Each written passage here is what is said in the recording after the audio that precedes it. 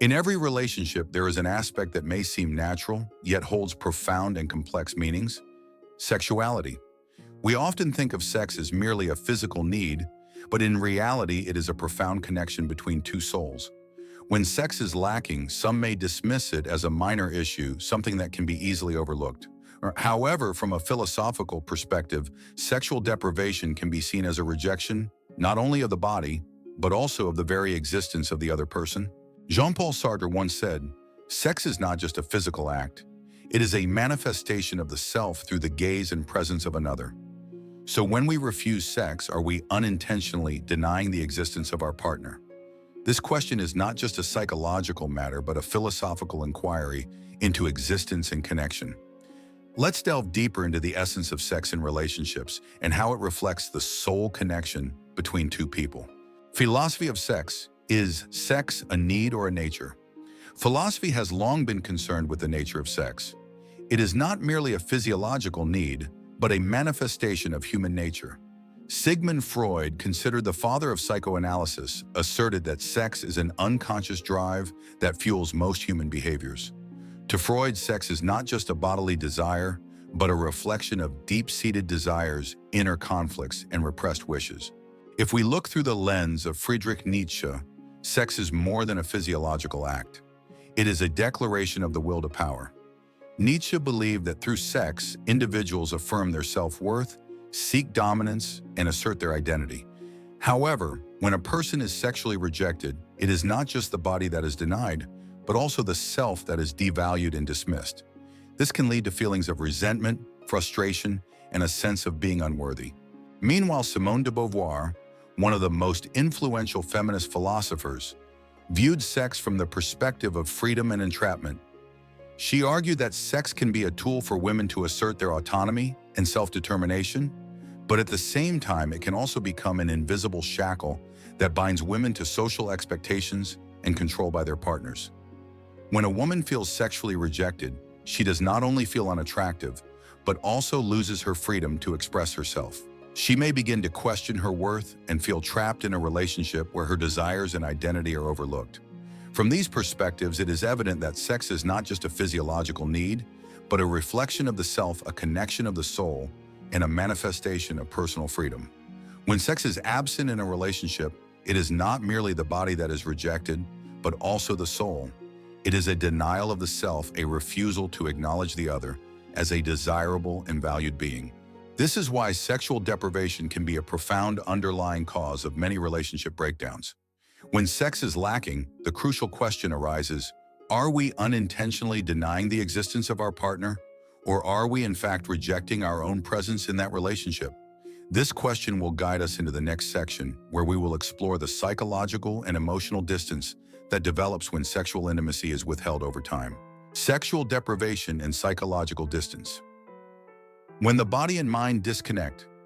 When sexual intimacy diminishes in a relationship, it is not only the physical connection that is lost, but also a profound emotional and psychological bond.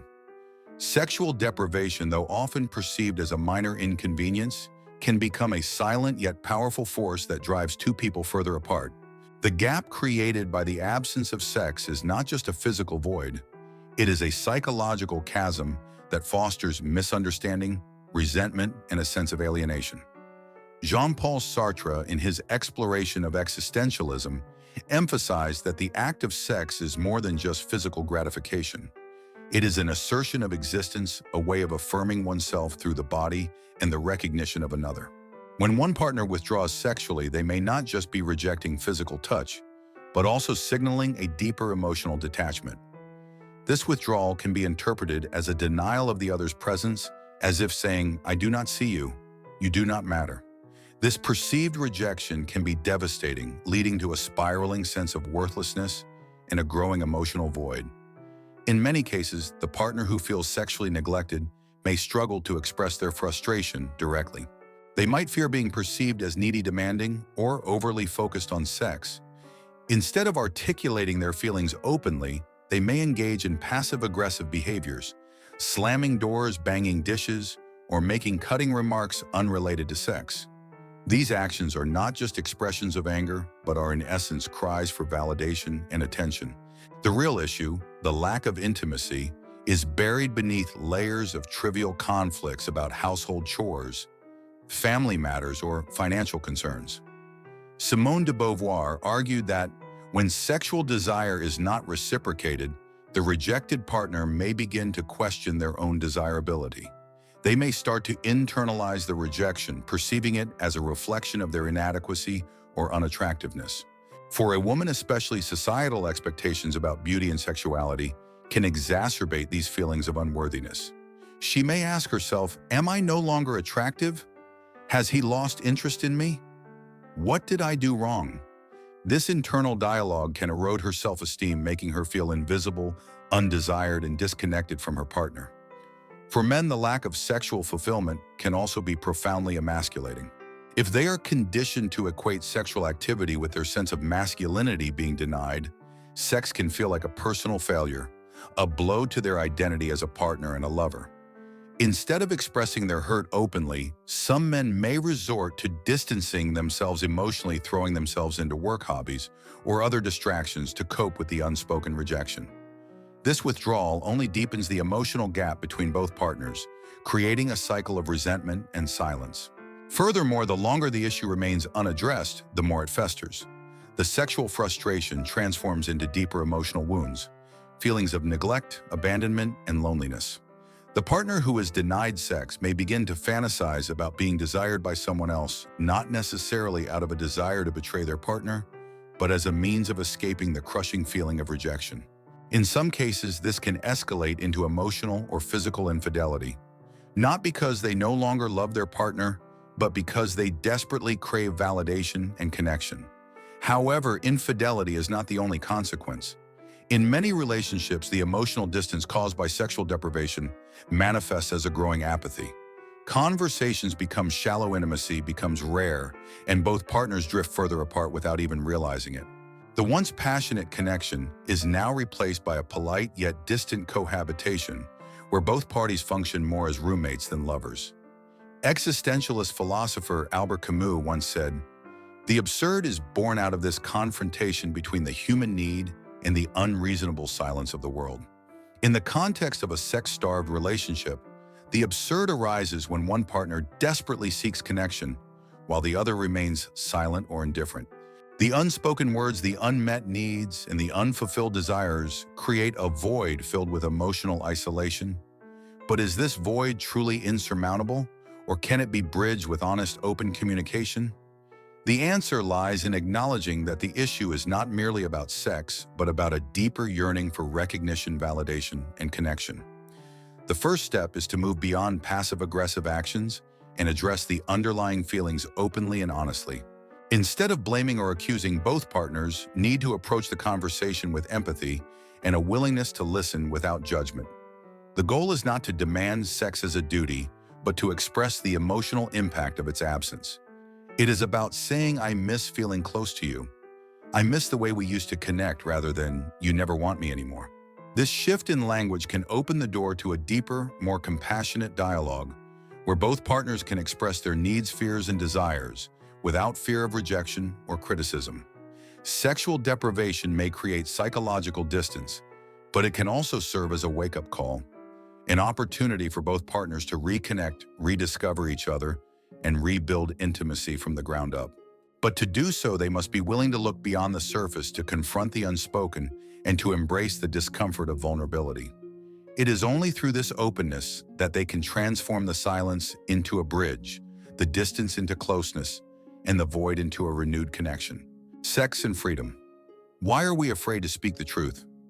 In the context of a sex-starved relationship, one of the most profound yet overlooked issues is the inability or unwillingness to communicate openly about sexual needs and desires. Despite being in a committed partnership, many people find it incredibly difficult to articulate what they want sexually. But why do we remain silent about a need so fundamental to human connection? Simone de Beauvoir, a prominent existentialist philosopher, argued that sexuality is both a source of freedom and a potential form of captivity. On one hand, it can be a powerful expression of selfhood, a way to assert autonomy and experience connection. On the other, it can become a prison where individuals feel trapped by societal expectations, personal insecurities, or fear of rejection. When we avoid discussing sex, we are not merely avoiding an awkward conversation. We are in essence concealing parts of our authentic selves, thereby suppressing our own freedom. In a relationship where sexual intimacy is lacking, silence becomes a coping mechanism. The partner who craves sexual connection might fear that voicing their desires will be perceived as selfish, demanding, or inappropriate. They may convince themselves that enduring the lack of sex is easier than risking conflict or further rejection. Meanwhile, the partner who withholds sex may also be struggling silently. Perhaps they are dealing with stress, unresolved emotional pain, or feelings of inadequacy that inhibit their sexual desire. However, instead of expressing these vulnerabilities openly, they retreat into silence, leaving their partner to interpret the absence of intimacy as disinterest or rejection. This mutual silence creates a paradoxical situation. Both partners feel isolated, misunderstood, and disconnected, yet neither is willing to speak their truth. The very act that once symbolized unity and closeness, sex, has now become a source of discomfort and division. Albert Camus once stated, "Freedom is nothing but a chance to be better." In the realm of relationships, this freedom is the ability to communicate honestly, to reveal one's desires without shame or fear. Yet in a sex-starved relationship, the opportunity for such openness is often overlooked.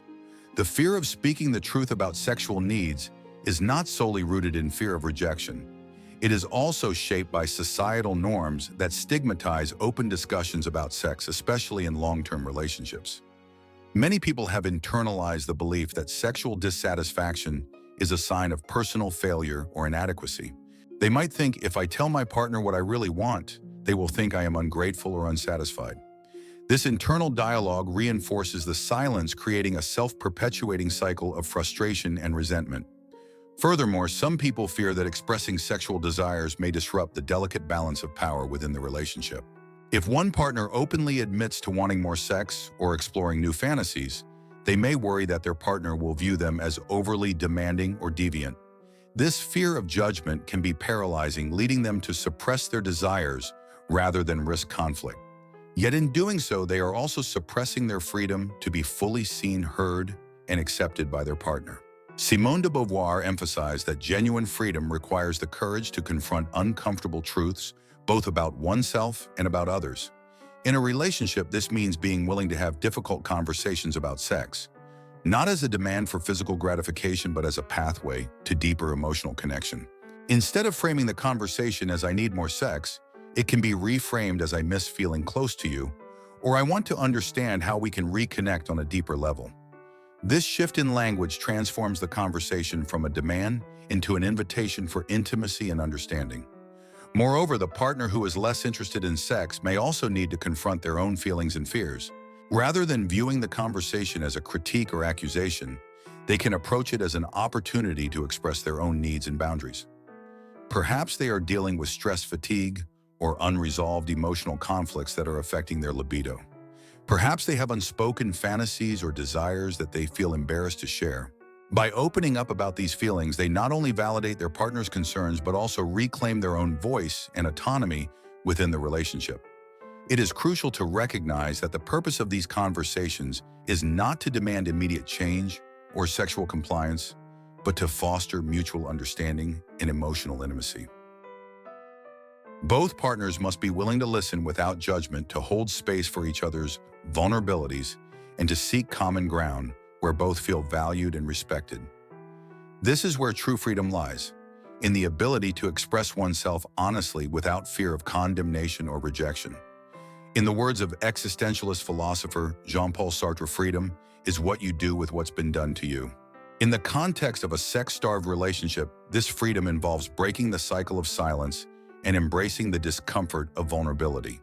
It means daring to speak the truth, not just about sex, but about the deeper emotional and psychological needs that remain unmet. It means recognizing that sex is not merely a physical act, but a profound expression of connection, acceptance, and love. If both partners can find the courage to engage in this dialogue, they may discover that beneath the surface of sexual dissatisfaction lies a deeper yearning for closeness, validation, and mutual recognition. By addressing these underlying needs, they not only restore the physical bond, but also rebuild the emotional and spiritual connection that brought them together in the first place. And so the question remains, are you willing to speak your truth to risk vulnerability for the chance to reconnect? Or will you continue to let silence erode the very foundation of your relationship? The choice is yours, but so is the freedom to choose a different path, a path of openness, honesty, and reconnection. Philosophical solutions: how to face and resolve sexual deprivation. When sexual deprivation lingers in a relationship, it is not merely a matter of physical distance, but a profound emotional and existential gap. However, this void is not insurmountable. Rather than letting silence and resentment fester, both partners can take proactive steps to reconnect. Not just physically, but emotionally and spiritually. Existentialist philosopher Jean-Paul Sartre once said, "The more sand that has escaped from the hourglass of our life, the clearer we should see through it." In the context of a sex-starved relationship, this means that the longer the issue remains unresolved, the more clarity it can provide about the underlying emotional disconnection. Instead of viewing the absence of sex as a punishment or a personal failure, it can be reframed as a wake-up call, an opportunity to reassess, realign, and reconnect. One powerful exercise to initiate this process is the practice of writing a letter titled, "What I Want from Sex." This exercise is not about making demands or assigning blame, but about offering a window into one's deepest desires, fears, and emotional needs. Both partners are encouraged to write honestly, without censoring themselves, as if they were revealing their innermost thoughts to a trusted confidant. For the partner who feels sexually neglected, this letter can be a chance to express the emotional impact of the absence of intimacy. Instead of framing it as a complaint, "You never want me anymore," it can be reframed as a vulnerable admission, "I miss feeling close to you. I miss the way we used to connect through touch, through affection, through being fully present with each other." For the partner who has withdrawn sexually, the letter is an opportunity to share what might be preventing them from engaging intimately. Perhaps they are struggling with stress, body image issues, or unspoken desires. They might write, "I sometimes feel pressured to perform, and it makes me withdraw. I want to feel safe to express my needs without feeling judged or inadequate." Once both partners have written their letters, they exchange them and read them in silence, allowing the words to sink in without interruption. This process can open the door to a deeper, more compassionate conversation, not just about sex, but about the emotional landscape that has been left unspoken. This exercise encourages both partners to approach each other with empathy, curiosity, and a genuine desire to understand, rather than to blame or criticize. Rebuilding intimacy, restoring emotional and physical connection. Rebuilding intimacy after a prolonged period of sexual deprivation is not an overnight process. It requires patience, vulnerability, and a willingness to reconnect on multiple levels: emotional, psychological, and physical. The key is to approach this journey as a shared experience rather than a one-sided demand. Simone de Beauvoir emphasized that true intimacy is built on the foundation of mutual respect and authenticity. This means that both partners must feel safe to express themselves without fear of rejection or ridicule. Rather than focusing solely on physical acts of sex, the couple can begin by reconnecting emotionally. 1. Emotional reconnection. Set aside intentional time for uninterrupted conversations. These are not casual chats about daily routines, but deeper discussions about feelings, fears, and desires. Practice active listening, not just hearing the words, but understanding the emotions behind them. Ask open-ended questions like, "What do you need to feel closer to me?" Or "What can I do to make you feel more desired and valued?" Engage in non-sexual touch, holding hands, hugging, sitting close, to rebuild physical comfort and emotional closeness without the immediate pressure of sex. 2. Psychological reconnection. Discuss shared memories of intimate moments that once brought joy and passion to the relationship. This can reignite the emotional connection and remind both partners of the bond they once shared. Explore each other's fantasies in a non-judgmental way. This is not about fulfilling every fantasy, but about creating a safe space where desires can be expressed openly and without fear. 3. Physical reconnection. Gradual reintroduction of physical intimacy through non-sexual touch, such as massages, cuddling, or simply lying close together. Focus on sensual experiences rather than rushing into sexual acts. This can include activities like dancing together, taking a shower together, or giving each other a relaxing massage. Implement the concept of intimacy dates where the focus is on creating a loving, relaxed atmosphere without the pressure of sex. This allows both partners to reconnect emotionally and physically at their own pace. Rebuilding intimacy is not about returning to a previous state, but about creating a new foundation based on honest communication, mutual respect, and a willingness to be fully present with each other. When approached with empathy and openness, this process can not only restore the physical connection, but also deepen the emotional bond, creating a relationship that is more resilient, compassionate, and fulfilling. Sexual deprivation in a relationship is not just about the absence of physical intimacy. It is a silent, yet profound void that can erode the emotional and psychological connection between two people. However, as we have explored, it is not an insurmountable problem. By embracing vulnerability, engaging in honest communication, and committing to rebuilding intimacy, step-by-step couples can transform this challenge into an opportunity for deeper connection and renewed passion.